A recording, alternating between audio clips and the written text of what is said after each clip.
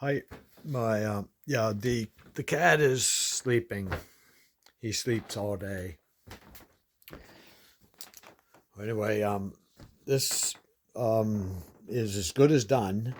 I got my silver paint on the primer, and I sprayed like penetrating oil on these in a container so that they're good and soaked, and the ends of the spokes. Anyway, these spokes I cleaned them with like steel wool, but I rubbed when they're in good shape. You only have to just touch it with steel wool and they come clean. If you have to scrub the coating off, then it's kind of no good. But anyway, here I put the solid short angled ones in first because these fall out. And anyway, they're supposed to use these little rubbers. Well, I very carefully took a few of them out that weren't all broken. And see, this one's even broken right there, the corner.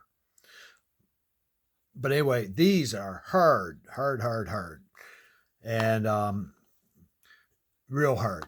And they go in dangerous. They're kind of dangerous putting them in because you got to use a couple little tiny screwdrivers and pry with just about all your might, but they're only actually there to hold the spoke while it's loose so it won't fall back out the hole. Um, and if you're careful, you can lay the spoke in and tighten it and work your way around without using them. So they may be obtainable, but um, I'm not waiting. But anyway, I put my first row in um, because it holds it. And where these spokes are shorter, they're on more of an angle. And if you notice, let me see if I can do this. Right, right there. Oh, that doesn't work. Right here, there's about 1/16 of an inch of loop left between the hole and the rim. And down here, on the ones that are going down, there's no metal. Like just a sec. You can see right there, the spoke is right at the edge of that circle to the rim. And here you can see 1/16 of an inch. So anyway, the rim's put on right because if you put it on wrong, the spokes will bind and go crooked because they're quite fussy. So now I'm about to start laying in my top spokes, and like that, it's kind of easy. You just figure out which one goes where, and these little marks that are still here from the previous one indicates that that's where it goes. So this spoke would go right here, and you put the nip on. And of course, with the camera, it takes 3 hands. Now, on this side, both spokes are the same. Like this spoke goes in here to there, and it's the same spoke that goes on here to here. So, um, as good as done. But I'm kind of pleased. I got this polished up a little bit.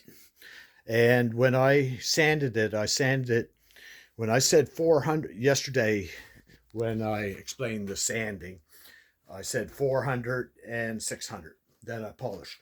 Well, there's a little bit more to that. The paper that I'm using is totally wore out and it's wet sandpaper.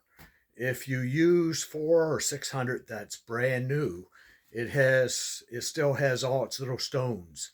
And when you sand your aluminum, those little stones will put in scratches that you basically have to sand for the rest of the day to get those scratches out. But when you sand with, say, 400 that's wore out, it's got no stones. And you're just kind of more or less sanding with the bumps of the 400 rather than the point of the 400. Because the points will put a hairline scratch down so Jesus deep in the aluminum that you have to take a lot of material off to get that little scratch out. But if you use wore out paper and water, of course, you end up with a surface. It may be a little dull, but there's no scratches in it, and that's 600 grit. But if that was new, if I sanded that with new paper, it would be brushed look, like you would see the scratches. So now the only time you want to use new paper is if you got corrosion and pits, and then it's the same as buffing paint.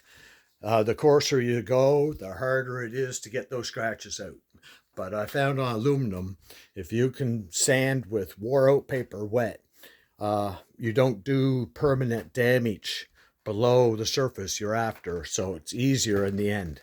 Takes a little bit more rubbing at the time, but anyway, I better let you go. This is getting too long. See you later, maybe.